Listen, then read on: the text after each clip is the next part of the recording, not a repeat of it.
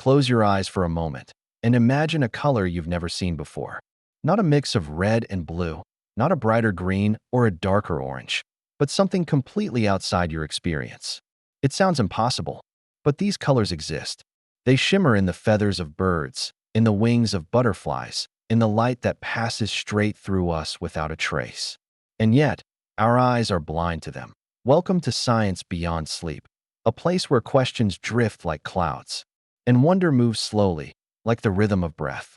Tonight, we follow the colors hiding in plain sight, the ones that live just beyond the edges of human perception. What is color, really? Is it a property of the world, or something our brain invents? Can something exist if we never perceive it? And what else might be out there, in wavelengths just out of reach? This isn't just a science lesson. It's a quiet journey into the limits of vision and the possibility of more. So get comfortable. Let the world around you soften. And let's begin exploring the color you can't see. Color feels like one of the most basic parts of life. From the moment we open our eyes in the morning, we're surrounded by it. The blue of the sky, the green of the trees, the warm orange of the sun as it rises or sets. These aren't just visual experiences, they're emotional ones. We describe feelings in terms of color. We talk about feeling blue, about someone being green with envy, or a day that was golden. Color seems to live in the world around us. It seems solid, obvious, and real. But what if it isn't? What if color isn't something that exists out there, in the world, but something created entirely within your brain? Something more like a whisper than a fact, more like a feeling than a property of matter. This is where the mystery begins. When we talk about color, we're really talking about light, and more specifically, the way that light interacts with our eyes and our minds. Light travels in waves, just like sound does. But unlike sound, which we can hear across a broad range of frequencies, our ability to detect light is limited to an incredibly narrow band. This band is what we call the visible spectrum. Now here's where it gets interesting. The visible spectrum is just a tiny slice of the full electromagnetic spectrum. There are waves longer than red, infrared, microwaves, radio waves. And there are waves shorter than violet, ultraviolet, X-rays, gamma rays. These types of light are just as real, just as present, but we don't see them. Not because they aren't there, but because our eyes never evolved to notice them. So what we experience as color is actually the result of light waves bouncing off objects and entering our eyes. Our retinas contain special cells, called cones, that are sensitive to certain wavelengths of light. Some cones are tuned to short wavelengths, blue, some to medium, green, and some to long, red. Everything you've ever seen in your life, every shade and every tone, has been built by mixing signals from these three types of cones. It's like a language with only 3 letters, and yet somehow, we write poems with it. But here's the surprising part. Color doesn't actually exist in the world the way we think it does. There's no such thing as red floating around independently in nature. What exists are light waves, energy with different wavelengths. Your brain takes those signals, interprets them, and gives them names. The color is something your mind adds to reality. That it's a little like hearing music. The vibrations of the strings aren't music on their own. They only become music when interpreted by a brain that understands rhythm and tone. In the same way, color is the brain's music made from light. Even stranger, color is subjective. Some people have different numbers of cones. People with color blindness, for example, may see fewer hues. Others, called tetrachromats, may have a 4th type of cone and see colors most of us can't even imagine. To them, our world might seem faded, like a melody played with a missing note. So what is color, really? It's not a fundamental quality of objects. It's not something that's out there, waiting to be discovered. It's a construct, a translation, a kind of visual language that your brain uses to represent light. And because of that, it's inherently limited. It's shaped not by the world, but by the biology of your eyes and the wiring of your brain. In other words, you don't see color. Your brain makes color. That simple realization opens a much deeper question. If color is something the brain creates, then how much of the world are we missing? What colors exist that we simply weren't designed to detect? As we'll see in the next chapter, our eyes are not all-seeing. In fact, they're surprisingly narrow in what they can perceive. Beyond the reds and blues we know, There are entire worlds of light we've never truly witnessed. Entire rainbows hidden just beyond our reach. And yet, those colors are all around us, always have been, always will be. We tend to think of sight as our most powerful sense. After all, vision is how we navigate the world, recognize faces, read emotions, and experience beauty. We trust our eyes more than any other sense. We say, "I'll believe it when I see it," as if sight confirms truth. But the truth is, our vision is surprisingly limited. What we think of as seeing everything is just a tiny slice of what's actually there. Imagine the full electromagnetic spectrum as a long ribbon stretching across the room, miles of invisible waves flowing from one end to the other. Now imagine that the portion your eyes can detect, the visible spectrum, is just the width of a postage stamp on that entire ribbon. That's how little of the total picture we actually see. Let's put it in perspective. The electromagnetic spectrum includes radio waves, microwaves, infrared, visible light, ultraviolet, X-rays, and gamma rays. All of it is light, just at different wavelengths. But human eyes can only perceive light in a narrow band between roughly 380 and 750 nanometers. That means we're blind to most of what's around us, that we can't see the heat radiating off a warm body, that's infrared. We can't see the ultraviolet markings on a flower, markings that bees rely on to find nectar. We can't see the microwaves carrying voices through the air or the X-rays passing silently through our skin. These are not imaginary. They're just invisible to us. Why? Because evolution shaped our eyes to see what mattered most for survival. For early humans, detecting ripe fruit, spotting predators, and recognizing social cues required good vision, but not infinite vision. The visible spectrum gave us enough to get by, and that was enough. Evolution doesn't aim for perfection. It settles for good enough. Some animals evolved differently. Snakes can see infrared. Bees can see ultraviolet. Mantis shrimp can detect polarized light and have up to 16 photoreceptors for color, compared to our measly 3. Their world must look unimaginably rich, filled with shades and contrasts we'll never know. What does this mean for us? It means that what we call reality is filtered, cropped, translated. We don't see things as they are. We see things as our biology allows. There's something humbling about that. The sky doesn't turn orange at sunset. Your brain paints it that way. Grass isn't green because it's green. It reflects a certain wavelength of light, which your mind interprets using blue and yellow cone cells, and labels the result as green. And even then, you can't be sure your green looks like mine. We assume everyone experiences color the same way. But we don't. Your brain's interpretation of red might look like my orange, and we'd never know. Color is private, internal, a shared vocabulary applied to unshared experiences. This limitation of human vision isn't a flaw, it's a feature. It allows us to live in a world that feels rich, even though it's incomplete. But it also invites us to wonder, if we're only seeing a fraction, what's in the rest? What would it be like to see the heat of another person's skin? To look at the night sky and see ultraviolet stars and infrared galaxies? To witness new shades of color, not brighter or more saturated, but completely outside our current palette. We're surrounded by mysteries hidden in plain sight. The universe hasn't run out of beauty. We've just run out of ways to perceive it, but not forever. In the next chapter, we'll explore what's beyond the edge of our spectrum. Colors that exist, yet live in the shadows. Wavelengths that don't touch our eyes, but shape the world just the same. That it's time to explore the hidden spectrum. When we look at a rainbow, we're seeing nature's full display of visible light. Red fades into orange, orange into yellow, then green, blue, indigo, and violet. It feels complete, like a finished painting. But that rainbow isn't the whole picture. It's just a glimpse, a sliver of something far larger. Beyond the red edge of the rainbow lies infrared light, longer wavelengths that our eyes cannot see, but our skin can sometimes feel as warmth. Beyond the violet edge lies ultraviolet, a realm of shorter wavelengths that burn our skin, sterilize surfaces, and reveal hidden patterns on animals and flowers. We call this everything beyond spectrum, the invisible light, but that's not quite fair. It's not invisible to the universe, just to us. Let's start with infrared. If you've ever used a thermal camera or seen images of glowing red heat, you've caught a glimpse of this world.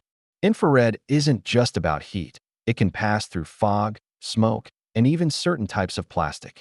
That's why infrared cameras are used in night vision goggles and space telescopes. To them, the night is not dark, it's glowing. Then there's ultraviolet. This is the light that gives us sunburns. It's also the reason white shirts glow under black lights. But in nature, ultraviolet plays a much more profound role. Many birds, insects, and fish can see into this spectrum. To them, a flower may not just be yellow. It might be ringed in ultraviolet patterns, like neon signs guiding them toward pollen. Astronomers use ultraviolet to observe the hottest stars. They use infrared to peer through cosmic dust and see the birth of planets. These wavelengths reveal parts of the universe hidden to the naked eye, parts full of energy, motion, and secrets. But what does this mean for you and me, sitting here? In the quiet, it means that every surface you see right now, your blanket, your wall, your hands, is reflecting far more than your eyes can detect. Your room isn't dark. It's buzzing with unseen light. And outside your window, the world is glowing in wavelengths you'll never directly experience. This isn't science fiction. It's just reality, deeper than we usually perceive it. Even stranger, the boundaries of the spectrum are not fixed. With technology, we can reach into the hidden parts. Infrared cameras, ultraviolet sensors. We're slowly building tools that extend our vision, not metaphorically, but literally. And this opens the door to a question. What would it feel like to truly see this hidden light?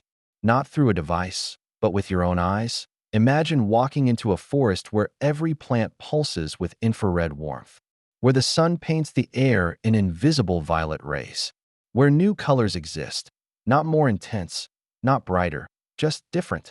Colors with no name, no human reference. Colors that bypass memory and strike something new in the mind. The hidden spectrum suggests that there is more out there, always more. That what we see is only a translation. That reality is not limited by perception, only our understanding of it is. And yet, not every creature sees the same limits we do. In the next chapter, we'll meet the animals who see what we can't, creatures whose vision pierces deeper into the spectrum than ours ever could. To them, the world looks wildly different. Let's go find out how. If you could borrow the eyes of another creature, even just for a moment, the world would change completely. The sky would look different. Flowers would glow. Familiar places would shift in color and shimmer with new meaning. This isn't fantasy. This is biology. And animals around us live in these alternate visual realities every day. Take the humble bee, for instance. To us, a sunflower is bright yellow, cheerful, simple. But to a bee, that same sunflower is a target lit up in ultraviolet patterns. Its petals act like runways, pointing directly toward the nectar-rich center. What looks plain to us is electric. To them, bees see ultraviolet the way we see blue, as an ordinary part of life. Their entire floral world is buzzing with signals we'll never catch. Then there's the mantis shrimp, one of nature's most extraordinary visual outliers. This creature doesn't just see red, green, and blue. It has up to 16 types of photoreceptor cells, far more than our 3. Scientists still aren't entirely sure how mantis shrimp interpret what they see, but one thing is clear. Their perception of color includes dimensions that are impossible for us to imagine. To them, our rainbow might look like a grayscale photo. Birds, too, see more than we do. Many can detect ultraviolet light, allowing them to find food, navigate, and choose mates based on visual cues completely hidden to our eyes. Some birds have plumage that looks dull to us but sparkles with UV brilliance when seen through their own eyes. A plain-looking starling might be dazzling to its peers, its feathers humming with secret color. Reindeer can see ultraviolet light, reflected off snow and fur. This helps them spot predators in the Arctic landscape, where contrast is low and survival depends on perception. Their vision isn't about beauty, it's about detection. To them, UV light is a tool, even something as familiar as a goldfish sees the world in more hues than we do. Goldfish have 4 types of cones, making them tetrachromats. Their underwater world is laced with subtle shifts in color we'll never notice, shaped by how light filters through water. What's truly fascinating is that none of these animals are doing anything special. They're not using technology or trying to see more. Their eyes were simply shaped differently. Nature gave them a different translation of the same reality, and that translation became their truth. Oh, what does this mean for us? It reminds us that the world we know, the one we assume is universal, is really just a version of the world, one of many. Other creatures walk through alternate realities every day, not in parallel universes, but right here, in your backyard, in the sea, in the sky. Their experiences challenge our assumptions. They ask us to consider that our perception isn't the standard, it's just ours. And maybe, just maybe, the limits of our vision are not the limits of beauty that we often think of science as cold, precise, clinical. But this is wonder. The fact that a butterfly sees flowers as glowing neon signals, that a bird spots colors in the air that we can't even name, that the very idea of color is infinitely larger than we believed. These revelations don't just expand science. They expand imagination. And that leads us to an even stranger possibility. What if plants, too, are broadcasting colors we don't understand, not just as decoration, but as communication? In the next chapter, we'll explore the color of plants, reimagined through the eyes of the non-human. And what we find there might change the way you see a leaf forever. When you picture a forest, what do you see? Chances are, your mind paints it in deep greens, leaves rustling, canopies whispering above, moss covering roots like velvet. We've come to associate green with nature itself. It's the color of life, the background of Earth. But what if I told you plants aren't green because that's what they are? They're green because that's what they reject. That may sound strange. But in science, the familiar is often a misunderstanding waiting to be unraveled. To our eyes, the world of plants is lush and vivid. But those greens we admire? They're not emitted by plants. They're reflected. When sunlight touches a leaf, it brings with it an entire rainbow, from low-energy reds to high-energy violets. Plants absorb much of that rainbow to fuel photosynthesis, a chemical process more ancient than any animal, more fundamental than bones or blood. They take in blue. They take in red. But green, for the most part, is bounced away. The leaf, in essence, says, I don't need this. And so green is what we're left with. To us, it seems like the essence of vitality. But it's really a leftover, a rejected color. The energy that a plant does not consume. Why do plants absorb red and blue? It has to do with energy levels. Blue light carries high energy, great for kickstarting chemical reactions. Red light, though less energetic, is still efficient for producing sugars. Green light, not so much. It falls in an awkward middle zone, too weak to excite some key reactions, too abundant to ignore. So over time, plants evolved pigments like chlorophyll to selectively absorb what's most useful and reflect the rest. This means that when you gaze at a leaf, you're not seeing its essence. You're seeing a negative image, what the plant doesn't want, a color it discards. But there's more. To the human eye, plants may all look like shades of green, but many creatures see more than we do. Remember the bees from earlier? They don't just see green. They see ultraviolet, and that changes everything. Many flowers that look plain to us, simple whites or yellows, glow with ultraviolet patterns when seen through the eyes of bees. These markings act like airport runways, pointing toward the nectar. A daisy, to us, is a circle of yellow. To a bee, it's a luminous guide, almost like a blinking sign saying this way. And it's not just flowers. Leaves, too, look different under ultraviolet. Some reflect UV light strongly.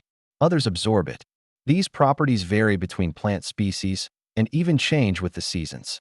To animals that can see UV, a green canopy might resemble a complex pattern of light and shadow that we simply don't perceive, like looking at a painting with a blindfold on. What if you could remove that blindfold? What if we reimagined plants not as green, but as luminous sculptures glowing with invisible light? Imagine walking through a rainforest and seeing not just green leaves, but violet-blue heat patterns. The older leaves would look dull. The newer ones, pulsing with energy, would shimmer in ultraviolet. Even within a single tree, there might be zones of activity and decay, glowing differently based on health, age, and exposure to the sun.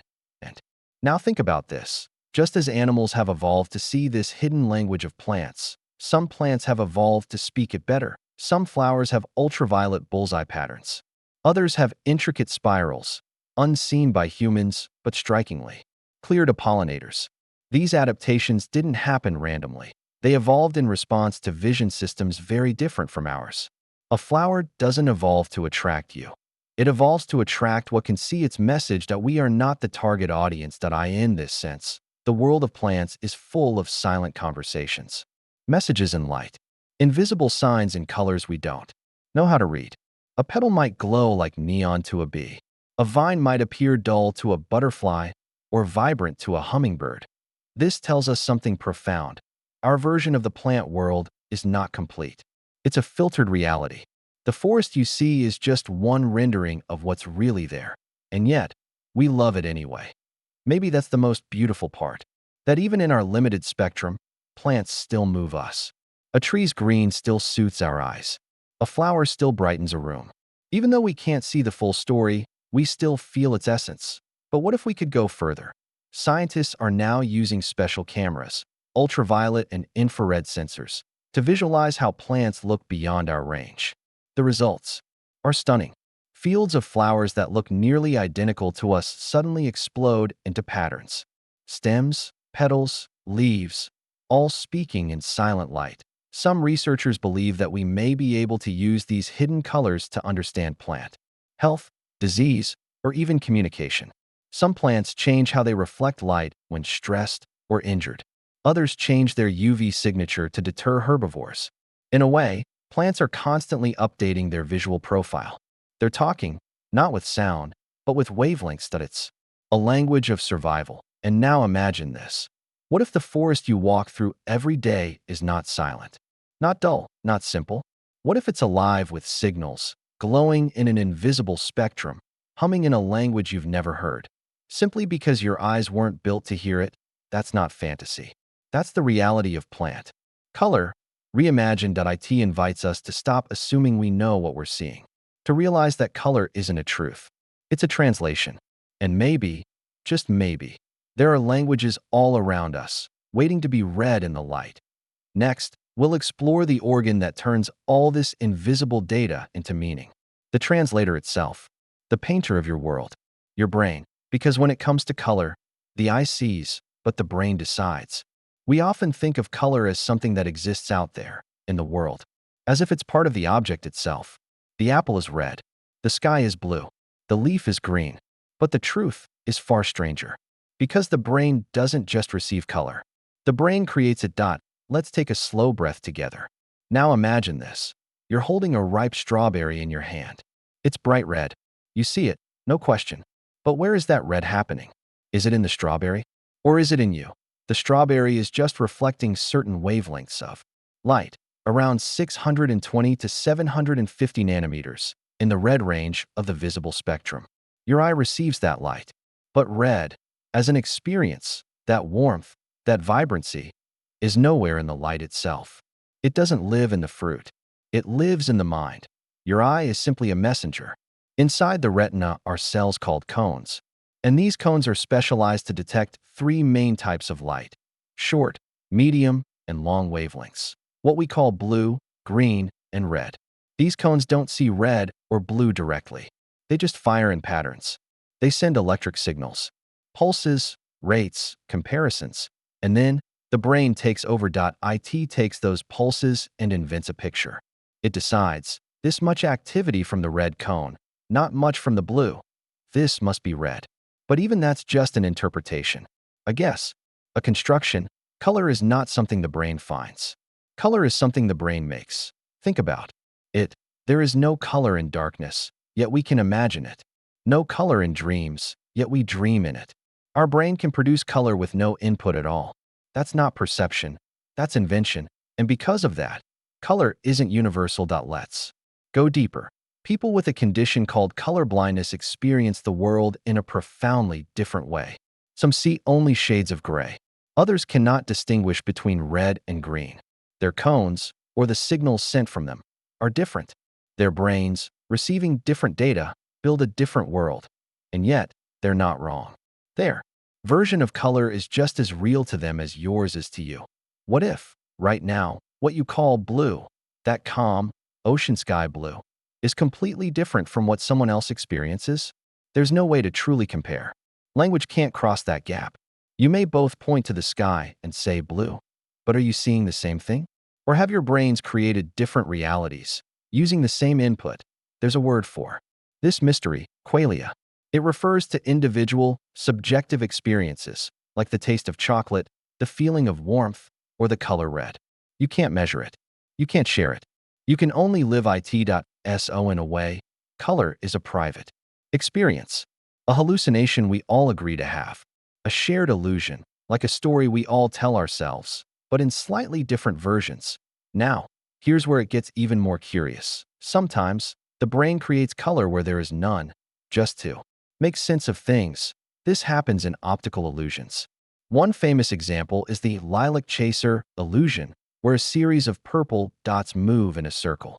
If you stare long enough, your brain starts to insert a green that doesn't exist, a color added by the mind to balance the pattern. It's not there, but you see it. That's the brain correcting, interpreting, inventing. Artists and designers know this well.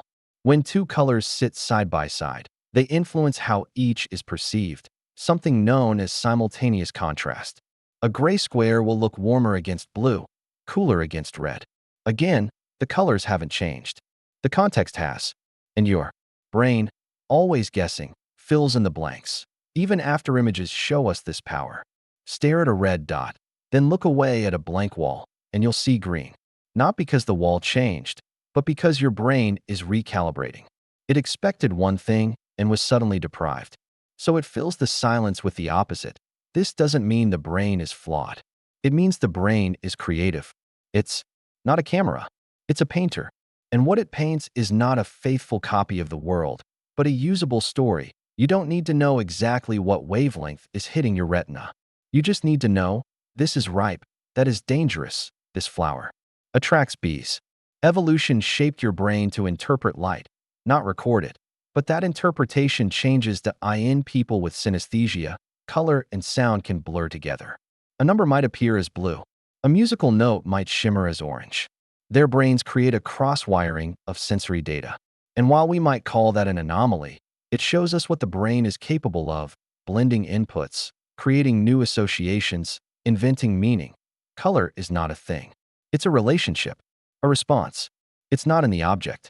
It's in us, and sometimes, that inner world is far richer than what the eyes alone provide. The next time you see a sunset, and the sky explodes into colors you can't even name. Know this, the light is real. But the color, that's your brain. That's your story. That's your private masterpiece. And if your brain can paint such beauty out of mere waves, what else might it be creating? Next, we'll explore the frontier of possibility. Can we expand our vision? Can we go beyond biology and see what's been hidden all along? Close your eyes for just a second and imagine the world not as it is, but as it could be. If only your eyes could see more. What if the colors you've always known, blue skies, red roses, green trees, were only the tiniest fraction of what's actually there? What if the world is whispering in lights we cannot see, painting scenes just outside the edges of our vision? And what if we could reach beyond those limits? Our eyes, remarkable as they are also limited instruments. We see within a narrow slice of the electromagnetic spectrum, the visible light range, spanning from roughly 400 to 700 nanometers. That's violet through red, with everything in between. But that's just a sliver. Outside those limits lie entire realms of light: ultraviolet, infrared, X-rays, radio waves, gamma rays, all invisible to us, but very real. That we live inside a biological keyhole, peering out at the world as if through a slit in a wall. But beyond that slit, there's a universe. So, can we open the door? Throughout history, humans have always tried to extend their senses. Telescopes helped us see distant galaxies. Microscopes unveiled the unseen worlds crawling beneath our skin. But what about vision itself? Can we expand what our eyes can directly perceive? Surprisingly, the answer may be yes. Let's begin with nature's own solutions. Some animals already see what we cannot. Snakes, for example, can sense infrared, not as color, but as heat. They see the body heat of their prey glowing in darkness. Bees, as we've mentioned, can see ultraviolet. They navigate using patterns invisible to us. Mantis shrimp, the famous champions of color vision, can detect polarized light and possibly see over a dozen types of color channels. Far more than our meager threat. If biology can do it, maybe so can we. Researchers have experimented with special lenses that convert ultraviolet or infrared light into visible wavelengths. These aren't exactly bionic eyes. They're tools, like goggles or glasses, but they translate the unseen into something we can perceive. A redshifted version of reality, decoded for our limited vision. Other technologies go even further. Some scientists are working on neural implants, devices that bypass the eye altogether and stimulate the brain's visual cortex directly. In theory, this could allow a person to perceive not just visible light, but any kind of input, sound, temperature, radiation, as color. The brain doesn't care what it receives. It just wants patterns. Meaning, this raises a fascinating possibility. Color could become a customizable experience. Not limited to biology, but programmable, expandable. What if you could tune your eyes like a radio, dialing into ultraviolet, then switching to infrared, then toggling to see magnetic fields or even Wi-Fi signals, all converted into glowing patterns your mind learns to interpret? It's not just science fiction. Artists and technologists have already begun experimenting with sensory substitution. One famous example is Neil Harbisson, a man born completely colorblind. He wears a special device on his head that converts colors into musical tones. Over time, he trained his brain to associate sound frequencies with colors he could not see. Eventually, he began dreaming in color, despite never seeing it. His brain learned a new language, not through the eyes, but through vibration, through interpretation, through imagination. That's what makes human perception so remarkable. It's flexible. It's plastic. It can evolve, even within a single lifetime. When we give the brain new data, it doesn't reject it. It adapts. It makes sense of it. It turns the unfamiliar into the familiar. So perhaps the question isn't just, can we expand vision? But how far are we willing to go? What would it feel like to live in a world with 10 primary colors instead of 3? What if you could see the heartbeat of the city in infrared or trace the invisible trails left by animals in ultraviolet? What if every person shimmered with their own electromagnetic glow, and you could tell how someone was feeling just by the color of their outline? Our current world would suddenly seem muted, washed out, the way a dog might see a rainbow, the way we currently see the Milky Way, not in its glowing splendor, but dulled by streetlights and city haze. And yet, even in this limited palette, we find beauty. Imagine how much more waits beyond. But there's a deeper question underneath all of this. One that echoes not just in science, but in philosophy. That if we could see more, would we understand more? Would an expanded visual world lead to an expanded emotional world? Or would it simply overwhelm us? A blur of colors and signals our brains aren't ready to handle. Perhaps this is why evolution gave us boundaries. To protect us, to keep us grounded, to allow focus, not overload. But then again, every great leap in understanding begins when someone dares to peek beyond the edge. And so, we ask again, can we expand human vision? Yes, through technology, training, and even imagination. Should we? That's a more delicate question, because the more we see, the more we must learn to interpret, to sit with complexity, to hold beauty and chaos in the same glance. And maybe, just maybe, the true expansion of vision isn't about the eyes at all. It's about awareness. It's about attention. It's about seeing what was always there, but noticing it for the very first time. Next, we'll explore something even stranger. How some people don't just see color, but hear it, taste it, or feel it. When the senses blend and the boundaries blur, perception becomes poetry. Let's step gently into the world of synesthesia. Close your eyes and imagine hearing a piano key, just one, soft and clear, and suddenly seeing a streak of blue across your mind. Or reading the number 7 and feeling something silky beneath your fingertips. Or tasting cinnamon just because someone whispered your name. It might sound like a dream or a glitch in the brain, but for some people, this is simply how life feels. This rare, fascinating condition is known as synesthesia. a word that means joint sensation. Synesthesia is not fantasy. It's a very real phenomenon where two or more senses become linked in the mind. When one sense is triggered, another responds, automatically and involuntarily. Some people see color when they hear music. Others taste flavors when they read words. There are those who feel textures when thinking of numbers. It's as though the boundaries between the senses dissolve, and the brain begins to interpret the world as a rich symphony of overlapping experience. This isn't metaphor or imagination. Brain scans show that these individuals experience genuine cross-activation in the sensory regions of their brain. For example, someone who sees colors when hearing sounds shows activity in both the auditory cortex and the visual cortex, even though only one of those senses is being directly stimulated. In most of us, the brain works hard to keep senses separate and specialized. But in synesthesia, those borders are softer, more fluid, and beautifully blended. Scientists believe synesthesia may result from extra neural connections, either ones that never got pruned during early development, or ones that formed later through unusual wiring. In a typical brain, areas that handle vision, sound, taste, and touch are carefully organized.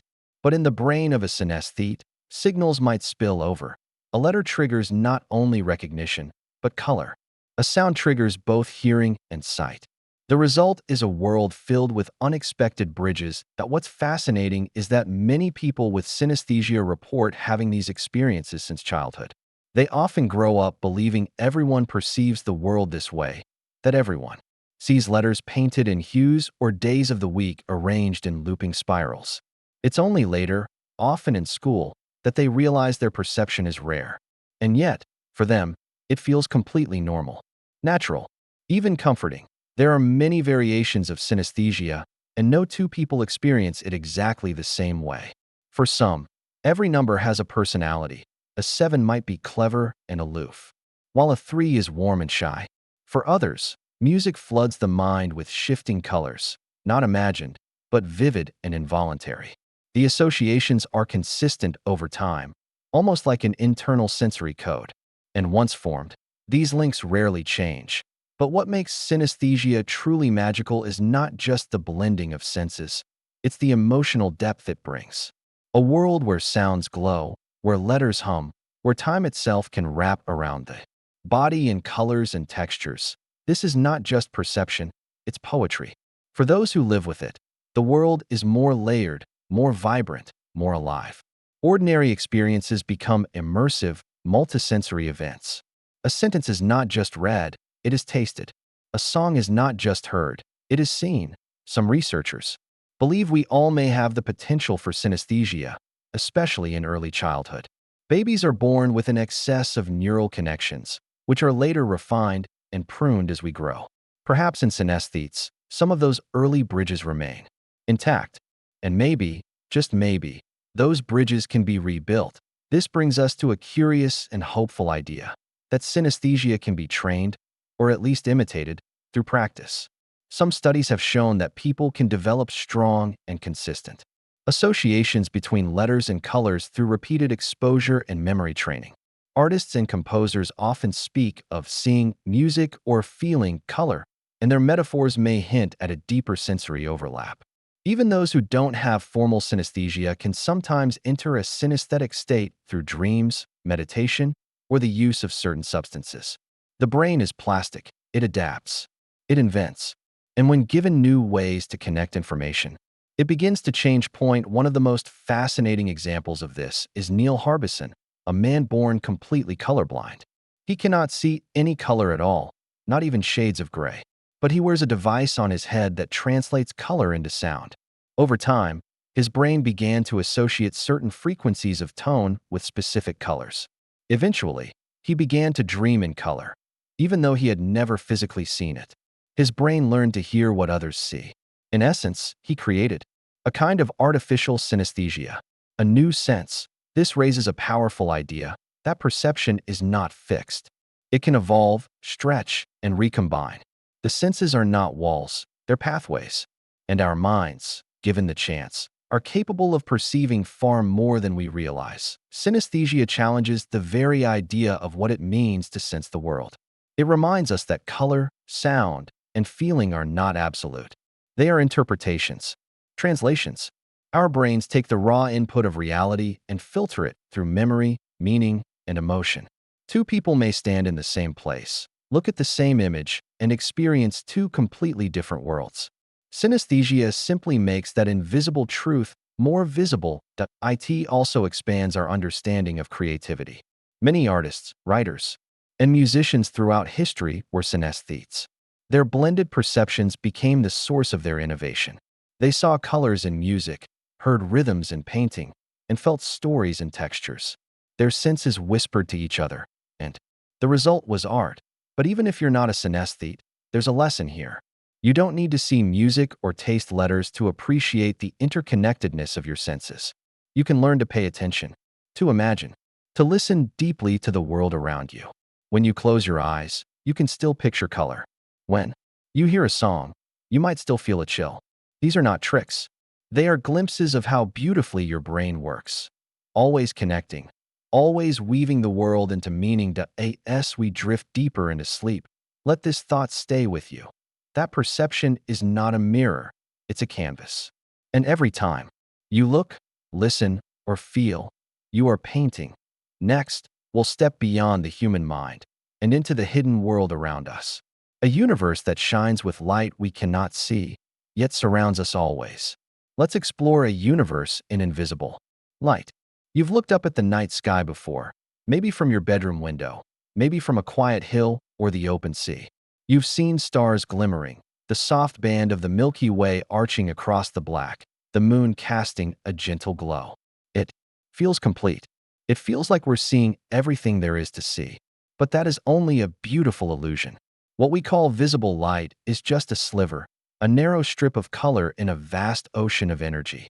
The universe is flooded with light, but most of it is invisible. Our eyes evolved to detect just a thin range of wavelengths, red to violet, the colors of the rainbow.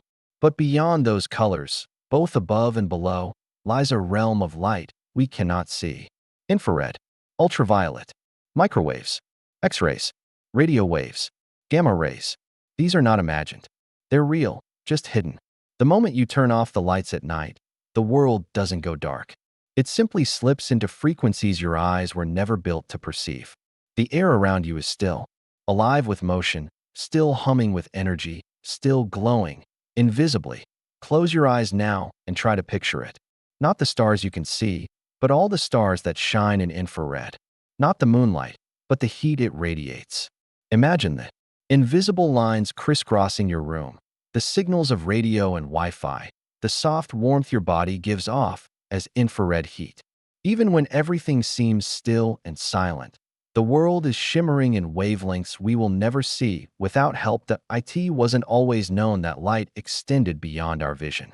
For much of human history, color was considered absolute. Red was red, blue was blue, and light was what the eyes could catch. Then, in the 1800s, scientists began discovering more. William Herschel found that just beyond red light, there was something strange, a region that didn't glow, but still warmed a thermometer. He had discovered infrared. Not long after, Johann Ritter discovered ultraviolet light just beyond violet. It didn't heat things, but it caused silver chloride to react. These discoveries shattered the idea that sight revealed everything. Suddenly, there was more, a hidden spectrum, an invisible world. Today, we have instruments that can see what we cannot. Telescopes that peer into space in X-rays and infrared. Cameras that reveal heat patterns. Machines that can sense radiation or detect signals far beyond our sensory limits. And with every new way of seeing, we find something astonishing. Infrared lets us watch stars being born deep inside clouds of cosmic dust. Ultraviolet shows us the death throes of massive stars, throwing out waves of high-energy light. Radio. Telescopes detect strange pulses from spinning neutron stars, pulses so regular they once made scientists wonder if they came from intelligent life. X-rays reveal collisions between galaxies. Gamma rays capture the universe's most violent events, exploding stars, black hole jets, cosmic storms. Without the invisible, space would seem calm. But with it, we see it for what it is, dynamic, alive, forever in motion. Even here on Earth, the invisible spectrum changes how we understand the world. Flowers bloom with ultraviolet patterns that guide bees to their nectar. Birds see colors. We cannot. Some snakes hunt by sensing heat, reading the infrared signatures of prey in the dark. What we see is only one version of reality. Other creatures live in entirely different visual worlds. And if you could see the full electromagnetic spectrum, your vision would be so filled with layers and pulses and glowing trails, it would feel like looking into another dimension. But perhaps the most humbling part is this. The universe didn't hide any of this from us. It was always there, waiting. It's not the cosmos that is secretive. It's our eyes that are limited. The light is not invisible by nature. It's invisible to us. We are the ones who only tuned in to one frequency. We are the ones who look at the sky and call it dark, when it's actually alive with wavelengths we just can't grasp. And yet, we found a way to reach into that darkness. With questions, with experiments, with technology, we extended our senses. We imagined what might be there, and then we went searching. That is the beauty of science. It doesn't just show us new things. It shows us how small our old world was. How much more there is to know, that there's something comforting in this idea, that the invisible isn't unknowable, that we can expand our understanding without ever leaving our planet, that with the right lens, the ordinary becomes extraordinary. The night sky isn't black. It's bursting with light, just not the kind we can see. The room around you isn't empty. It's layered with warmth, with signals, with the soft glow of bodies and machines. And your own body, right now, is glowing too, softly radiating heat into the AIR.as you lie still, listening, resting, breathing slowly. Remember, light is everywhere. Not just in color, not just in brightness, but in temperature, in motion, in waves. And every wave carries information. Every frequency has its story, that we are born into a world of sensory filters. But we can build bridges, instruments, imagination. We can learn to see what we cannot see. And in doing so, we start to realize that reality is bigger than it first appears. More mysterious, more beautiful. So tonight, as you drift, let your mind float through that invisible world. Let yourself picture a sky pulsing with radiation, a flower glowing in colors that bees can see, a cold night filled with heat patterns and signals, and low, steady waves. Know that even when it's dark, truly dark, the universe is never still, never silent. You are surrounded by light. Even when your eyes are closed, let that thought carry you gently into the final chapter. There's a quiet magic in knowing that the world is far more than it appears. That everything you touch, everything you see, everything you think you understand, is only part of a much deeper, richer whole. And maybe, just maybe, that's where the real beauty lies. Not in the certainty, but in the mystery. For most of your life, your senses have been your guide. They help you cross the street, recognize faces, admire sunsets, and navigate daily life. But they're not perfect. They're not complete. They're a tailored interface, nature's way of simplifying a complex universe. What you see is not the whole picture. It's just what evolution decided was useful, efficient, safe. But what about what you don't see? The warmth of a memory still lingers, even when no light shines. The presence of a loved one can be felt in the silence. There are things too small, too fast, too far, or simply too strange for our eyes, ears, and fingertips. But we sense them anyway. We feel their weight, like pressure in deep water. We feel their pull, like gravity from a distant moon. In the quiet, we realize, not everything that matters can be measured. Think for a moment about what we now know exists, yet cannot see with bare eyes. There are subatomic particles, blinking in and out of existence. There's dark matter, stretching across galaxies, holding them together with invisible hands. There's gravity, gently pulling your body toward the earth as you lie still. There's your own consciousness, the part of you that listens to these words. Invisible, weightless, but undeniably real. And beyond science, there's the beauty of ideas, hopes, dreams, possibilities. The feeling you get when looking up at the stars and realizing how small, and yet how deeply connected, you really are. These, too, are unseen. And yet, they are everything. Sometimes, We mistake the unseen for the non-existent. But in truth, much of what shapes your life is hidden. The bonds between people, the rhythm of time, the energy of thought, the colors beyond vision. All are real. All exist quietly, humbly, without asking to be noticed. And perhaps that's why they matter so much that you've learned, on this journey, about light you cannot see, about animals that perceive a broader world, about cameras and telescopes and machines that extend human sight. But what's most profound is not just that these things exist, it's that you can understand them. You can imagine them. You can close your eyes and picture radio waves stretching across the sky or gamma rays slicing through the cosmos. That's the secret gift of the mind, the ability to see without seeing. In this moment, as you lie still, you are surrounded by waves of energy, by warmth, by movement, by quiet patterns that you'll never perceive directly. But you can know they're there. And in that knowing, you gain something greater than sight. You gain perspective. The beauty of the unseen is that it humbles us. It reminds us that we do not, and will never, know everything. And that's not a flaw. It's a feature, a reminder to stay curious, to keep asking, to leave space for awe. If we could see everything, there would be no need to wonder. And without wonder, where would we be? So let this be your moment of stillness. Let the unseen wrap around you like a soft, glowing fog. Let your breath be slow and steady, like waves in a distant ocean. Let your thoughts drift gently, not searching for answers, just resting in the questions. And as you fall asleep, remember, light still dances all around you. The universe still hums with frequencies beyond your reach.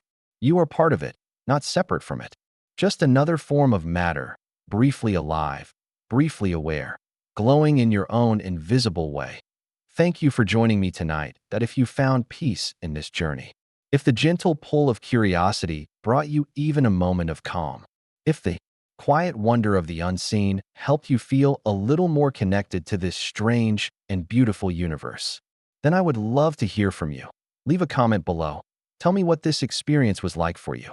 Share your thoughts, your dreams, or a mystery you've always wanted to understand. What quiet corners of science should we explore next? What questions keep you up at night or lull you softly to sleep? Your words guide this channel, Science Beyond Sleep. Together, we create these journeys, not just to learn, but to rest, to reflect, and to wonder. If this story soothed you, helped you breathe a little deeper, or gave your thoughts something soft to hold, please consider giving this video a like. If you'd like to join me again for more of these calm explorations into the magical, the invisible, and the unknown, subscribe to the channel. And if someone you know could use a gentle escape from their day, a moment of quiet curiosity, share this with them. A single moment of calm can mean the world. For now, let your mind drift. Let the invisible light cradle your thoughts. Let the colors you can't see guide your dreams. Sleep deeply. Sleep kindly. Sleep curiously. Good night.